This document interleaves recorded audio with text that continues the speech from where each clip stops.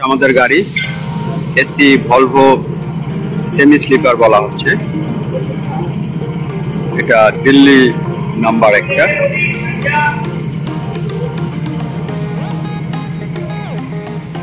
গাড়ি যথেষ্ট সুন্দর, রিল্যাক্স। এটা ভলভো গাড়ি।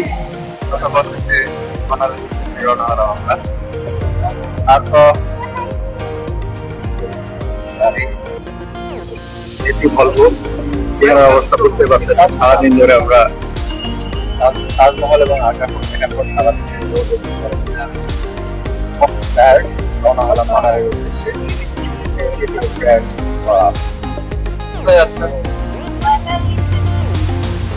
আমাদের গাড়িটা একটা ব্রেক দিয়েছে জায়গাতে, যেখানে আমরা খাবারের জন্য দাঁড়াইছি। অলরেডি আপনারা দেখতে পাচ্ছেন এটা একটা হিমাচল প্রদেশের মধ্যে একটা জায়গা, এখানে আমাদের খাবারের জন্য ব্রেক। মোটামুটি ভালো জায়গা, সাউথ ইন্ডিয়ান সহ অন্যান্য বেশ কিছু খাবার এখানে রয়েছে, মোটামুটি ভালো লাগছে। ঢাকা থেকে দিল্লি যদিও বা তিনটা ভাবে যাওয়া যায়, বাই এয়ার, ট্রেন এবং বাস। তার মধ্যে এয়ার এবং ট্রেন এটাই ভায়াবল, কারণ বাসে যেতে আরও অনেক বেশি সময় লেগে যাবে। দিল্লি থেকে মানালি যাওয়ার ঠিক তিনটা ওয়ে আসছে।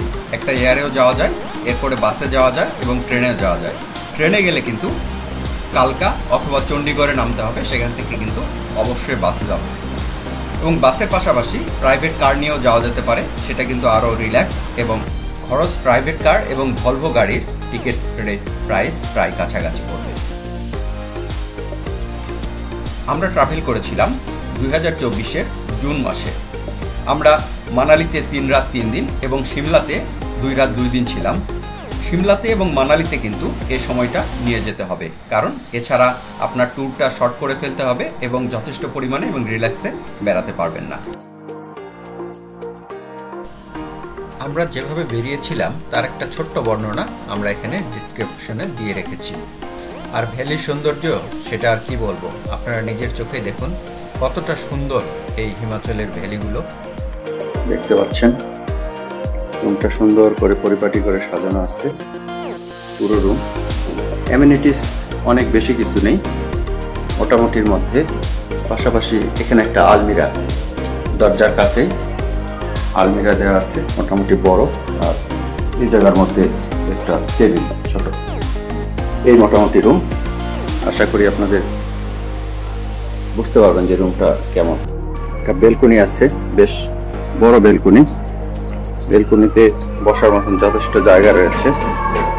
এবং সবচেয়ে বড় বিষয় হচ্ছে যে বেলকনি থেকে যে ভিউটা দেখা যায়, একদম বরফ সহ আপনি পাহাড় দেখতে পাবেন এখানে। যেমন ধরুন যে এই জায়গাটাতে যদি আমরা একটু ক্লোজ করি, তাহলে কিন্তু দেখা যাচ্ছে এই যে বরফ। জাস্ট বারান্দায় বসেই কিন্তু আমরা বরফ দেখতে পাচ্ছি। একটা বেসিন আছে, সুন্দর গিজার সহ, গিজার রয়েছে। বাইরে থেকে আমাদের হোটেলের ভিউ দেখতে পাচ্ছেন, খুব সুন্দর, ভালোই লাগে বাইরে থেকে। হিডিম্বা দেবী টেম্পলে যাচ্ছি আমরা। মহাভারতের সেই ভীমের স্ত্রী যে হিডিম্বা,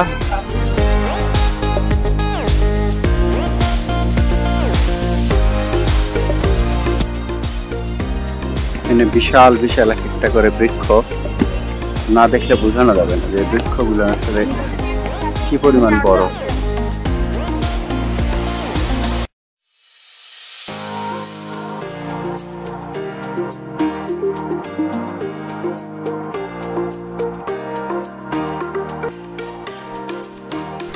আপনারা চেষ্টা করবেন মল রোডের আশেপাশে হোটেল নেওয়ার জন্য। এতে কি হবে যে আপনারা রোথাং পাস অথবা সোলাং ভ্যালি বা অন্যান্য ট্যুরের জন্য খুব কাছাকাছি গাড়িগুলো পেয়ে যাবেন এবং অন্যান্য সবগুলোই কিন্তু সেন্টার থেকে যাওয়া আসা সহজ হবে। যদিও বা দূরে একটু নিলে হোটেল ভাড়া কম হবে, কিন্তু তখন যাতায়াতের জন্য কিন্তু আলাদা কস্ট হয়ে যাবে।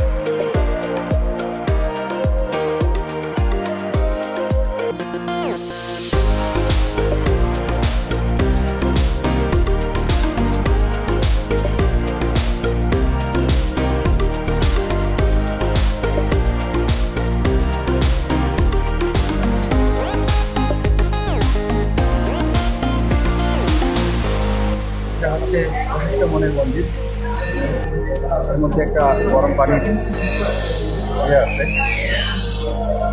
এর মধ্যে একটা গরম পানির হট স্প্রিং বলে যেটাকে, হট স্প্রিং আছে। এটা আগে দেখি এখানে কি আছে।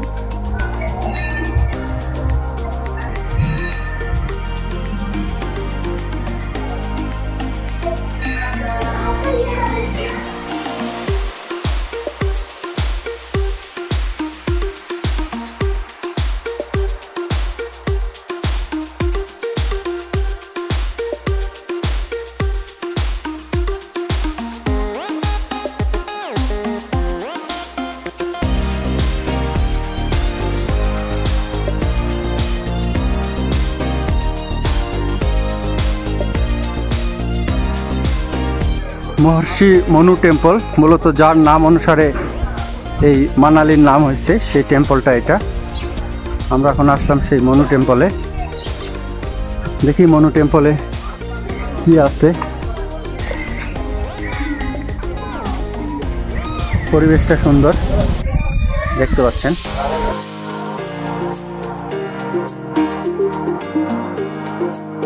এটা হচ্ছে মনু টেম্পল, মূলত মনু টেম্পলের নাম অনুসারে মানালির নাম হয়েছে মহর্ষি মনু টেম্পল। এবং একটা এমন একটা পরিবেশ এবং এমন একটা জায়গাতে এটা অবস্থিত, আসলে আসলে এমনি মনটা ভালো হয়ে যাবে।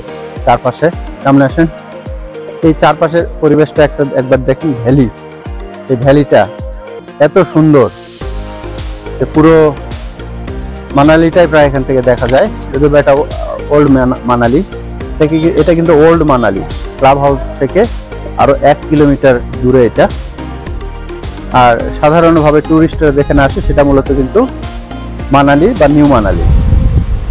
কখনোই পুরো মানালিটা অ্যাকচুয়ালি দেখা যাবে না, কারণ পাহাড়ের এ পাশে একরকম, ও পাশে আর এক রকম, কিন্তু যে পাশে দাঁড়ানো হবে সেই পাশটাতে দেখা যাবে পুরোটাই। এখানে মূলত টেম্পলের হিস্ট্রিটা দেয়া আছে।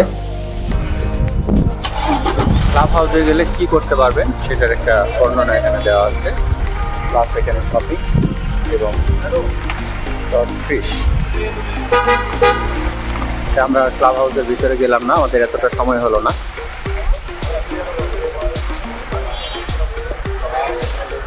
এবং এখানে টিকিটটা হচ্ছে ঠিক এরকম, adult 25 per head, child 10 per head. আমরা এখানে রাফটিং করতেছি।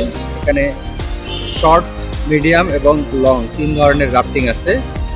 তো আমরা শর্টটাকে বেছে নিলাম। এখানে 3000 টাকা 4 দিনের জন্য, ফুল ফ্যামিলি, 6 কিলোমিটার। এটা একটা অ্যাডভেঞ্চার মানালির। যদি আমরা পরবর্তীতে আর না পাই সামনে থেকে, এই জন্য একটা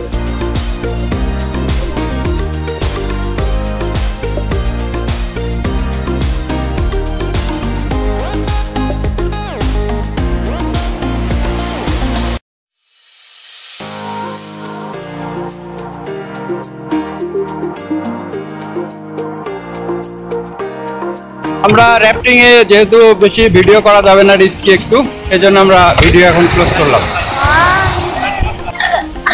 আবার একটু মাঝখানে দিয়ে করতে পারতেছি, এখন স্লো আছে। আমরা দেখতে পাচ্ছেন পাশে ভালো এখানে শেষ। আমি তো কাঁদতেছি। আমাদের রাফটিং চলতেছে, এখানে একটু স্লো আছে, সেজন্য দেখতে পাচ্ছেন আপনারা। হাই, कैसा लग रहा है? कैसा है?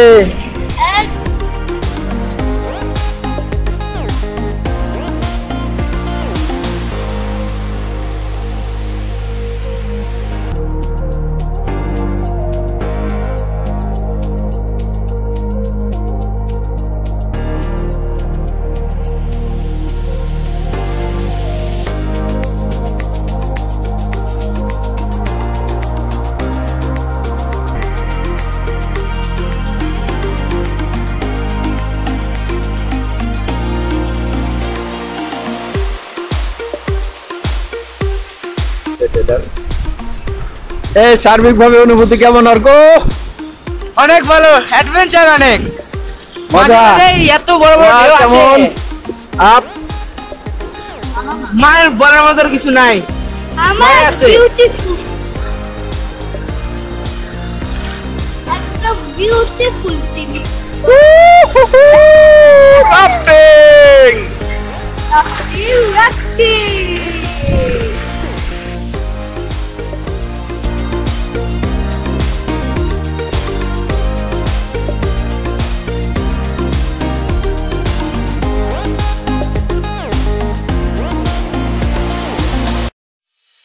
হোটেল থেকে ভিউ দেখেন ভাই, হোটেল থেকে ভিউ দেখে মনটা শান্তি। দেখেন এই যে বরফে ভর্তি পাহাড় দেখতে পাচ্ছেন, এই যে পাহাড়গুলান, এই যে পাহাড়, এই যে একটা পাহাড় দেখছেন বরফে ভর্তি, চকচক করতেছে, ক্রিশ ভিডিও করতেছে কিন্তু এটা এই পাহাড়।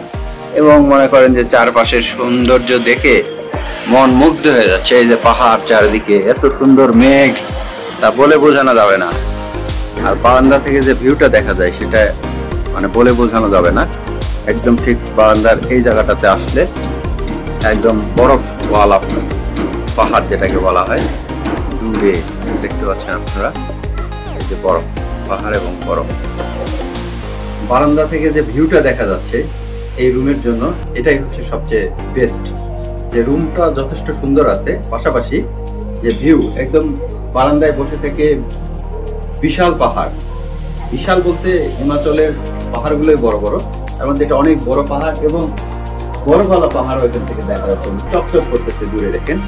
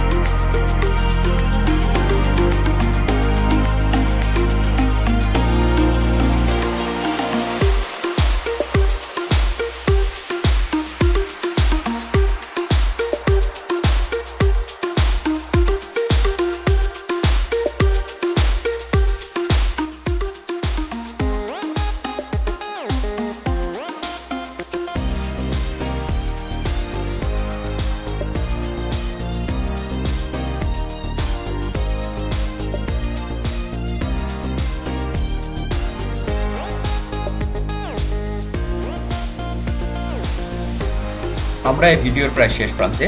অনেক কষ্ট করে আপনাদের জন্য আমরা ভিডিওগুলো তৈরি করছি। যদি ভিডিওগুলো আপনাদের ভালো লেগে থাকে তাহলে লাইক কমেন্টস করবেন এবং সাবস্ক্রাইব করবেন পরবর্তী ভিডিও পাওয়ার জন্য। ধন্যবাদ সবাইকে আমাদের সঙ্গে থাকার জন্য। আগামী ভিডিওতে আবার দেখা হবে।